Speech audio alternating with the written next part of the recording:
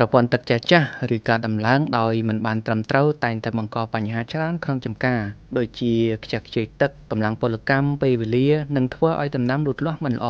ប្រសិនបើប្រព័ន្ធទឹកចាស់របស់អ្នកលែងដំណើរការល្អហើយតើលោកអ្នកគួរធ្វើដូចម្តេចសម្រាប់ប្រព័ន្ធទឹកចាស់ដែលលែងដំណើរការល្អដំណោះស្រាយដ៏ល្អបំផុតគឺការកែសម្រួលប្រព័ន្ធថ្មី Gaines Irrigation ផ្ដល់សេវាកម្មពិសេសជួសជុលប្រព័ន្ធទឹកចាស់ក្នុងចម្ការឲ្យដំណើរការល្អប្រសើរឡើងវិញ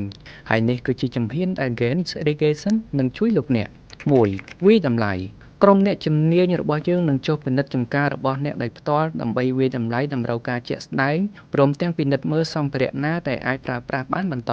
2. រចនាប្លង់យើងនឹងរៀបចំប្លង់ប្រព័ន្ធទឹកថ្មីដែលស័ក្តិសមបំផុតសម្រាប់ប្រភេទដំណាំនិងសណ្ឋានដីក្នុងចម្ការរបស់អ្នក 3. ដំឡើងប្រកបដោយវិជ្ជាជីវៈយើងប្រើប្រាស់សម្ភារៈដែលមានគុណភាពខ្ពស់ព្រមទាំងប្រព័ន្ធចម្រោះទឹកទំនើបដើម្បីធានាថាប្រព័ន្ធដំណើរការបានល្អផ្ដល់ទឹកបានស្មើគ្នានិងប្រើប្រាស់បានយូរអង្វែងសូមទាក់ទង Gaines Irrigation ថ្ងៃនេះតាមរយៈលេខទូរស័ព្ទឬបណ្ដាញសង្គមរបស់យើងដើម្បីទទួលបានការប្រឹក្សាបច្ចេកទេសដ៏ឥតគិតថ្លៃ